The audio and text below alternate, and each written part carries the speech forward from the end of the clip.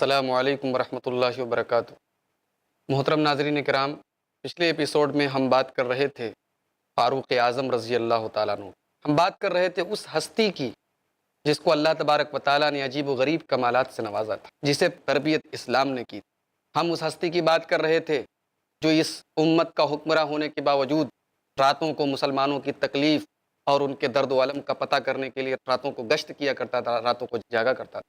ہم بات کر رہے تھے اس ہستی کی جسے دنیا عمر فاروق کے نام سے یاد کرتی ہے، جس کے بارے میں جناب محمد رسول اللہ صلی اللہ علیہ وسلم نے ارشاد فرمایا تھا کہ اے عمر، اس اللہ کی قسم جس کے ہاتھ میں میری جان ہے، تم جس راستے سے نکل جاتے ہو اس راستے سے شیطان بھاگ جاتا ہے۔ یہ عصمت اور یہ مقام شاید ہی کسی اور کو ملا ہو۔ محترم ناظرین کرام، آئیے ہم ان کی زندگی کچھ اور اوراق کو پلٹیں۔ یہ خلیفہ بن جاتے ہیں، ساری امت کی باغ ڈور ان کے ہاتھ میں آ جاتی ہے۔ لاکھوں مربع میل پر جس اسلامی حکومت کے جھنڈے پھہرا رہے ہیں، اس کی قیادت اور اس کی لیڈرشپ حضرت عمر بن خطاب کے ہاتھ میں۔ اللہ تبارک و تعالیٰ نے کئی موقع پر امیر المومنین حضرت عمر رضی اللہ تعالیٰ عنہ کی موافقت میں قرآن کی آیتیں نازل کی۔ بخاری شریف کی حدیث حضرت عمر خود کہتے ہیں، وافقت ربی فی ثلاث، میرے رب نے 3 چیزوں میں میری موافقت کی، 3 چیزوں میں میرے رب نے میرا سپورٹ کیا۔ کون کون سی چیزیں تھیں؟ نمبر 1، اللہ کے نبی صلی اللہ علیہ وسلم کے پاس ہر قسم کے لوگ آتے تھے، پردے کا کوئی حکم نہیں تھا، ازواج مطہرات سے ہر آدمی بات کرتا تھا۔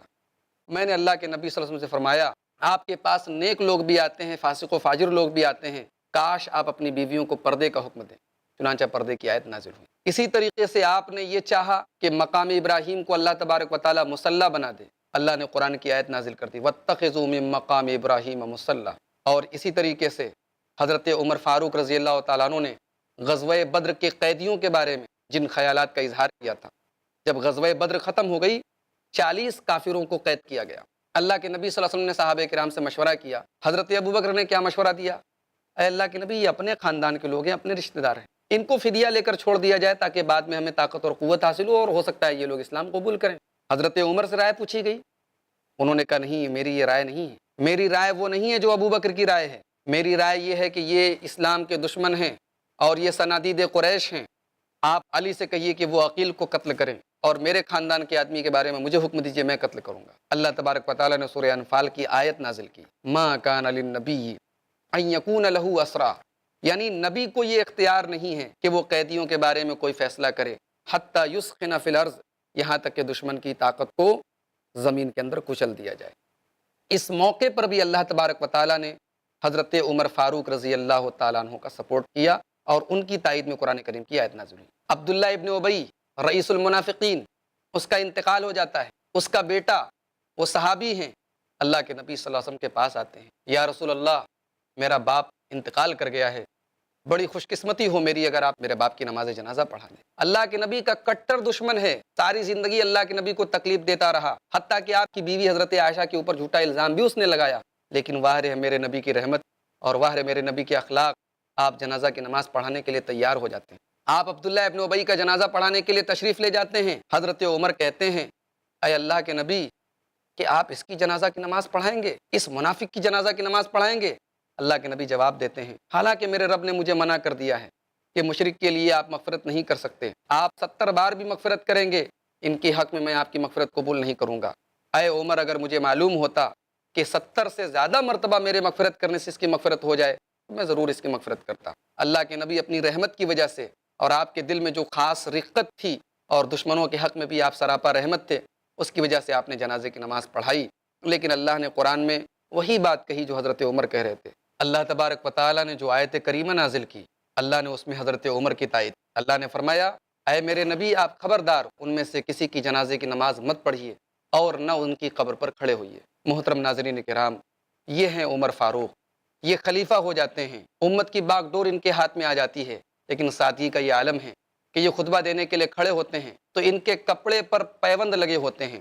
حضرت انس بن مالک کہتے ہیں، میں نے اپنی آنکھوں سے عمر فاروق کو دیکھا جب وہ امیر المومنین تھے، جب وہ اس امت کے نگراں تھے، جب وہ اس امت کے امیر تھے، میں نے ان کو دیکھا کہ ان کے کپڑے میں، ان کے کرتے میں، ان کے کندھے کے پاس 3 پیوند ایک کے بعد ایک لگے ہوئے ہیں۔ یہ عمر فاروق ہیں، ان کی فراست اور ان کی دوراندیشی کی مثالیں دی جاتی ہیں۔ انہوں نے اپنے دور میں بہت ساری چیزیں ایسی شروع کی جو پہلی بار ان کے ہاتھوں سے شروع ہوئیں، جن کو اولیات عمر کہا جاتا ہے۔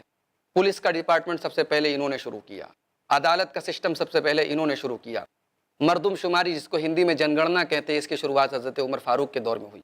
راتوں کو رعایا خبر گیری کرنا، گشت کرنا انہوں نے شروع کیا۔ انہوں نے بہت ساری اصلاحات کی، فوج کی چھاونیاں انہوں نے مقرر کی، فوج کا باقاعدہ تنخواہ کا سسٹم انہوں نے مقرر کیا۔ یہ عمر فاروق رضی اللہ تعالیٰ عنہ کے وہ کارنامے ہیں کہ آج تک دنیا ان کی مثال دیتی ہے۔ ان کے زمانے میں حضرت خالد ابن ولید رضی اللہ تعالیٰ عنہ، جنہیں اللہ کی تلوار کا لقب دیا تھا جناب محمد رسول اللہ صلی اللہ علیہ وسلم نے، حضرت خالد بن ولید کی قیادت میں مسلمان فتوحات پر فتوحات حاصل کر رہے تھے۔ یہاں تک کہ لوگوں کے دل و دماغ میں یہ غلط فہمی پیدا ہونے کا امکان ہو گیا کہ کہیں لوگ اللہ تبارک و تعالیٰ کے بجائے کہیں لوگ حضرت خالد بن ولید کے اوپر بھروسہ نہ کرنے لگیں کہ جس جنگ کے کمانڈر حضرت خالد بن ولید ہیں وہ جنگ مسلمان جیت جاتے ہیں۔ اس غلط فہمی کو دور کرنے کے لیے حضرت عمر فاروق رضی اللہ تعالیٰ عنہ نے حضرت خالد بن ولید کو کمانڈر کے عہدے سے ہٹا دیا اور ان کی جگہ حضرت ابو عبیدہ ابن جراح کو فوج کا کمانڈر بنا دیا۔ یہ ان کی دور اندیشی تھی۔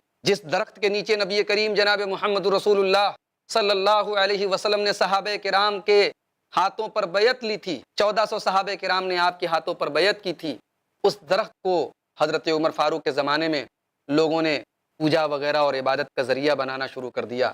جو بہت سارے کمزور ایمان کے نئے لوگ تھے وہ وہاں پر جمع ہونے لگے اور قریب تھا کہ وہ شرک اور بدعت کا ایک گڑھ بن جائے۔ حضرت عمر فاروق جیسی دوراندیش ہستی نے اس درخت کو جڑ سے وہاں سے اکھڑوا دیا۔ محترم ناظرین کرام، آپ اندازہ لگائیے کتنے دوراندیش اور فراست ایمانی کس قدر کوٹ کوٹ کر بھری ہوئی تھی جناب عمر فاروق رضی اللہ تعالیٰ عنہ میں۔ جب بیت المقدس فتح ہوا تو بیت المقدس کے راہبوں نے چابی دینے سے انکار کر دیا اور امیر لشکر حضرت ابو عبیدہ ابن جراح سے کہا کہ ہم یہ چابی تمہارے خلیفہ کو دیں گے، تمہارے امیر المومنین کو دیں گے، اور تمہارے امیر المومنین کو یہ چابی یہاں آ کر ہمارے ہاتھوں سے لینی پڑے گی۔ چنانچہ حضرت ابو عبیدہ نے لیٹر لکھا، خط لکھا خلیفہ وقت کے نام کہ اے امیر المومنین، ایسی ایسی بات ہے، آپ چلے آئیے۔ مدینہ سے ملک شام کا سرکاری سفر امیر المومنین حضرت عمر فاروق کر رہے ہیں، سرکاری سفر ہے۔ حضرت عمر فاروق چاہتے تو آرام سے جا سکتے تھے، بہت آرام سے اور سہولت کے ساتھ جا سکتے تھے۔ انہوں نے ایک غلام کو ساتھ میں لیا، ایک اونٹنی لی، اونٹنی پر ضرورت کا سامان تھا، اتنی گنجائش بھی نہیں تھی کہ اونٹنی پر ایک ساتھ دو لوگ بیٹھیں۔ طے یہ پایا کہ کچھ راستے حضرت عمر سواری پر بیٹھیں گے، غلام پیدل چلے گا، کچھ راستے غلام سواری پر بیٹھے گا اور خلیفہ وقت پیدل چلے گا۔ اللہ اکبر!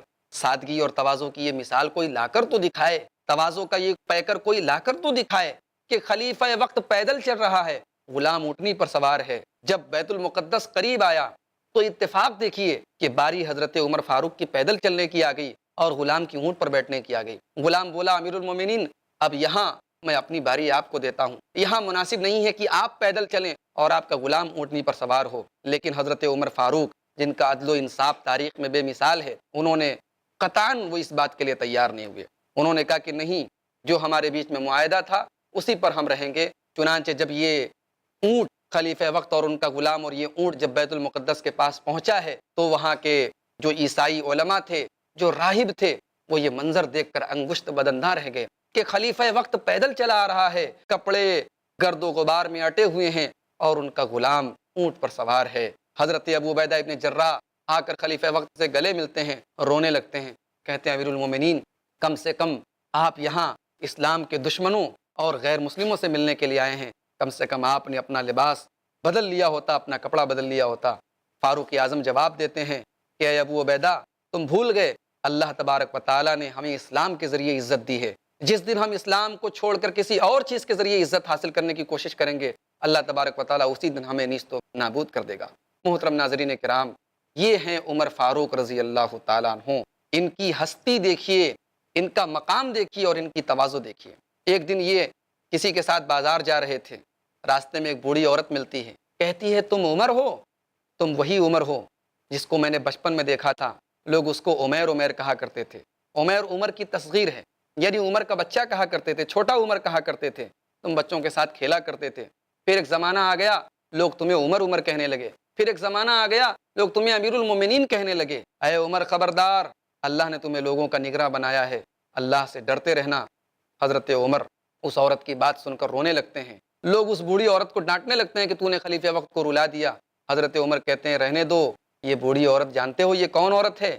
وہ خولہ بنت حکیم تھیں۔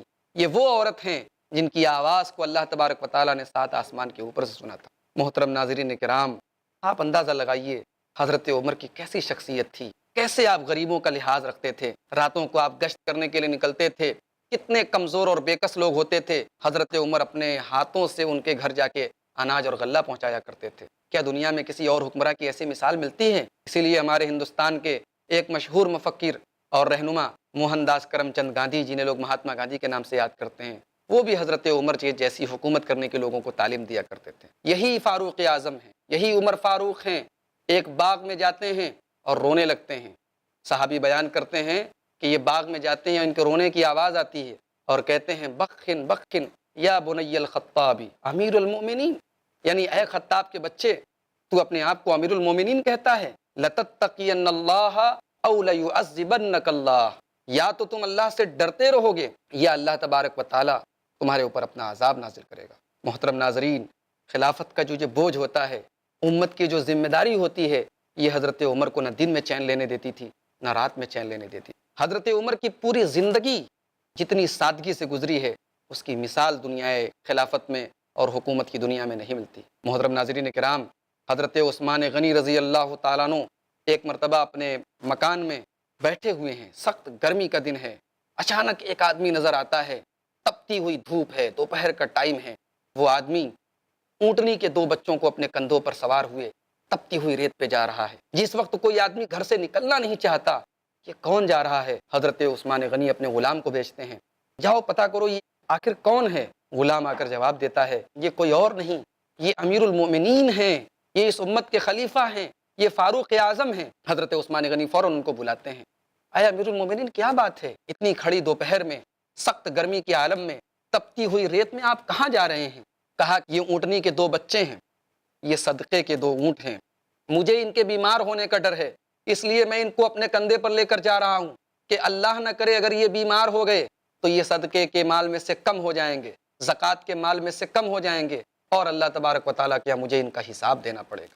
اللہ کے سامنے جواب دہی کا یہ احساس میرے بھائیوں اس کی نظیر نہیں ملتی۔ امیر المومنین ہونے کے باوجود حضرت عمر کے دل میں اتباع سنت کا جو جذبہ کوٹ کوٹ کر بھرا ہوا تھا، اس میں کوئی کمی نہیں آئی۔ مسند احمد کی ایک حدیث میں مثال کے طور پر آپ کے سامنے بیان کرتا ہوں۔ حضرت عمر جمعہ کا دن ہے، تیار ہو کر سفید کپڑے پہن کر جا رہے ہیں، اچانک راستے میں ایک پرنالے میں سے چھینٹے، پانی کے چھینٹے پڑتے ہیں، اور وہ پانی کی جو چھینٹے ہیں اس میں خون بھی شامل ہے۔ حضرت عمر کے کپڑے خراب ہو جاتے ہیں، گھر جاتے ہیں، کپڑے چینج کرتے ہیں، واپس آتے ہیں، اس پرنالے کو اکھاڑنے کا حکم دیتے ہیں۔ معلوم یہ ہوا حضرت عباس رضی اللہ تعالیٰ عنہ جو اللہ کے نبی کے چچا ہیں، وہ آ کر کہتے ہیں کہ یہ پرنالہ میرا ہے، یہ پرنالہ میرے گھر کا ہے، اور یہ پرنالہ جناب محمد رسول اللہ صلی اللہ علیہ وسلم نے اپنے ہاتھوں سے یہاں پر لگایا تھا۔ اللہ اکبر!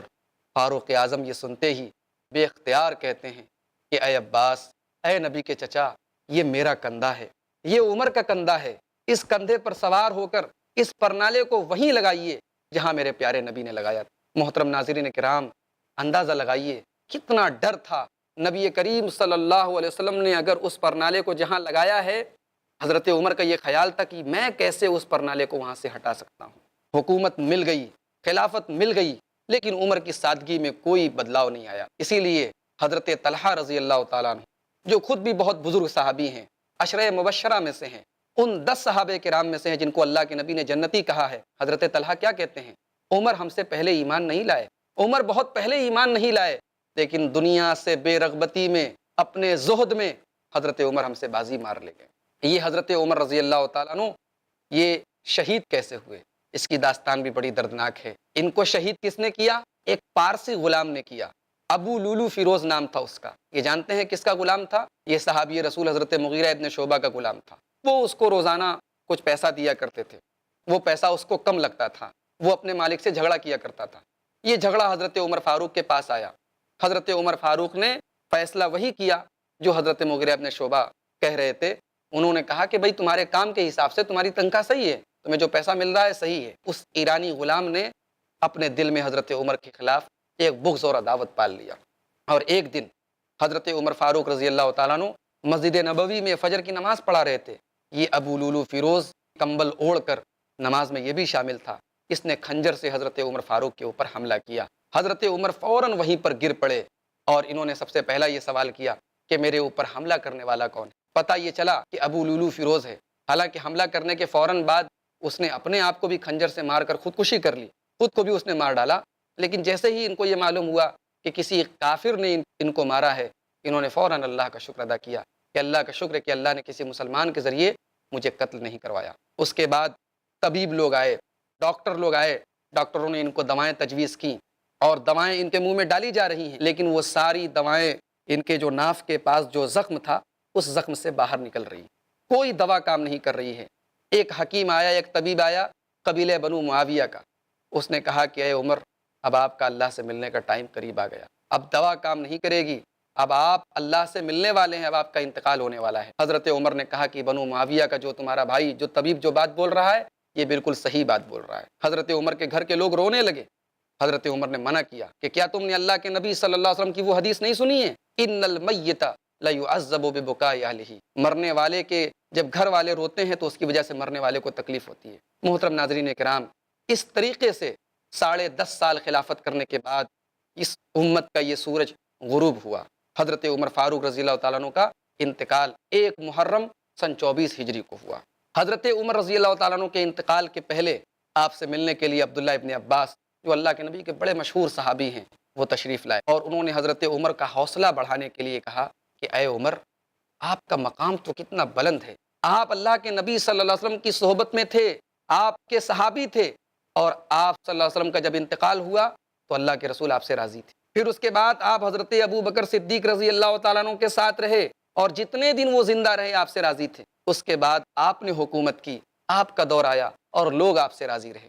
حضرت عمر کیا جواب دیتے ہیں؟ کسی غلط فہمی کے شکار نہیں ہوتے کہ چلو میری تعریف ہو رہی ہے، میرے قصیدے پڑھے جا رہے ہیں، کہتے ہیں یہ اللہ کا فضل تھا کہ اللہ کے نبی کی زندگی میں اللہ کے نبی مجھ سے راضی تھے، یہ اللہ کا فضل و کرم تھا کہ ابو بکر صدیق مجھ سے راضی تھے، لیکن پھر مجھے تمہارے جیسے لوگ ملے اور پھر معاملہ گڑبڑ ہو گیا۔ حضرت عمر کہتے ہیں ارے میں تو یہ چاہتا ہوں کہ میرا معاملہ برابر سرابر پر چھوٹ جائے، جب قیامت کے دن نیکیوں کو تولا جائے، جب گناہوں کو تولا جائے، جب میزان رکھا جائے تو عمر یہ نہیں چاہتا کہ عمر کی نیکیوں کا پلڑا بھاری ہو جائے، عمر کی نیکیاں زیادہ ہو جائیں، ارے عمر تو اتنی ہی کو کافی سمجھتا ہے کہ عمر کی نیکیاں اور برائیاں برابر ہو جائیں۔ محترم ناظرین کرام، آپ اندازہ لگائیے کیسی ہستی ہے اور اللہ کا کیسا ڈر ان کے دل میں، ان کے قلب میں موجود ہے۔ اللہ تبارک و تعالیٰ سے ہم یہ دعا کرتے ہیں کہ اللہ ان سے راضی ہو اور ان کے نقش قدم پر آج ہمیں اور مسلمانوں کے تمام حکمرانوں کو ان کے نقش قدم پر چلنے کی توفیق عطا فرمائے۔ حضرت عمر رضی اللہ تعالیٰ عنہ کی خلافت کا جو یہ 10.5 سال کا دور ہے، یہ بڑا ہی تابناک اور بڑا ہی روشن دور ہے اسلامی تاریخ کا، اور سب سے بڑی بات یہ ہے کہ تمام قسم کے جو فتنے پیدا ہوئے اسلام کے اندر یہ بعد میں پیدا ہوئے، حضرت عمر کے پورے دور میں کسی قسم کا کوئی فتنہ نہیں پیدا ہوا۔ حضرت عمر نے بہت ساری ایسی چیزیں کی کہ بعد میں آنے والوں کے لیے وہ مثال بن گئی۔ تراویح کی نماز کو دیکھیے، اللہ کے نبی صلی اللہ علیہ وسلم نے تراویح کی نماز 3 رات پڑھائی تھی، اس کے بعد آپ نے تراویح کی نماز بند کر دی۔ کیوں؟ آپ نے فرمایا خشیت ان تفرض علیکم، کہیں یہ تراویح کی نماز تمہارے اوپر فرض نہ ہو جائے۔ جب اللہ کے نبی صلی اللہ علیہ وسلم کا انتقال ہو گیا، حضرت ابو بکر کا دور آیا، لوگ جماعت سے تراویح نہیں پڑھتے تھے، الگ الگ پڑھتے تھے، کیونکہ اللہ کے نبی کہہ چکے ہیں کہ کہیں فرض نہ ہو جائے۔ حضرت عمر کا دور آیا، حضرت عمر ایک دن نکلے رمضان میں، دیکھا کہ کہیں ایک آدمی الگ تراویح پڑھ رہا ہے، کہیں ایک آدمی 10 لوگوں کو لے کر جماعت بنا کے پڑھ رہا ہے۔ حضرت عمر کو بڑی عجیب بات محسوس ہوئی، انہوں نے کہا کہ کاش یہ سارے کے سارے لوگ ایک امام کے پیچھے تراویح پڑھیں۔ حضرت ابی ابن کعب کو انہوں نے امام بنایا اور سارے لوگوں کو ایک جماعت پر اکٹھا کیا اور کہا، اس کے بعد جب یہ سارے لوگ تراویح پڑھنے لگے تو حضرت عمر نے کہا کہ نعمت البدعۃ ھذہ، یعنی یہ کتنی بہترین بدعت ہے۔ اب یہاں بدعت کا مطلب وہ بدعت نہیں ہے جو شریعت میں بدعت جس کو کہتے ہیں، شریعت میں تو بدعت کا یہ مطلب ہے کہ وہ کام جس کی بنیاد شریعت میں نہ ہو، جس کی اصل شریعت میں نہ ہو، جبکہ تراویح کی نماز کے بارے میں ہمیں حدیث سے ثبوت ملتا ہے کہ اللہ کے نبی صلی اللہ علیہ وسلم نے خود تراویح کی نماز پڑھائی ہے۔ تو یہاں بدعت کا لغوی معنی ہے، یعنی یہ کام میرے دور کے اعتبار سے نیا ہے۔ جماعت سے تراویح کی نماز کا سلسلہ جو اللہ کے نبی صلی اللہ علیہ وسلم نے بند کر دیا تھا، اس کو میں نے دوبارہ پھر سے اسٹارٹ کیا، پھر سے شروع کیا۔ اسی لیے اس حدیث کی شرح میں حافظ ابن حجر رحمۃ اللہ علیہ فتح الباری میں نقل کرتے ہیں کہ یہ دراصل حضرت عمر کا ایک استنباط تھا، ان کا ایک استدلال تھا کہ جب اللہ کے نبی صلی اللہ علیہ وسلم نے یہ فرمایا خشیت ان تفرض علیکم کہ کہیں تراوی کی نماز تمہارے اوپر فرض نہ ہو جائے، تو اب اللہ کے رسول صلی اللہ علیہ وسلم کے انتقال کے بعد یہ خطرہ یا یہ اندیشہ ختم ہو گیا، لہذا دوبارہ تراوی کی نماز شروع کرنے میں کوئی حرج کی بات نہیں ہے۔ اس طریقے سے حضرت عمر نے دوبارہ تراوی کی نماز شروع کی۔ حضرت عمر کا ایک بہت بڑا کارنامہ یہ بھی ہے کہ انہوں نے اللہ کے نبی صلی اللہ علیہ وسلم کے زمانے میں جو قرآن کریم تیار کیا گیا تھا اس کو مزید اپنے زمانے میں اور قاریوں کو بلایا جو اللہ کے نبی صلی اللہ علیہ وسلم کے زمانے میں قرآن لکھتے تھے، اور ان کو بلانے کے بعد اس کی ایک جو ہے کاپی تیار کر کے اپنی بیٹی اور ام المومنین حضرت حفصہ رضی اللہ تعالیٰ عنہ کے گھر بھجوا دیا۔ یہ کارنامے ہیں حضرت عمر فاروق کے، اور ان کارناموں کو دنیا آج بھی یاد کرتی ہے۔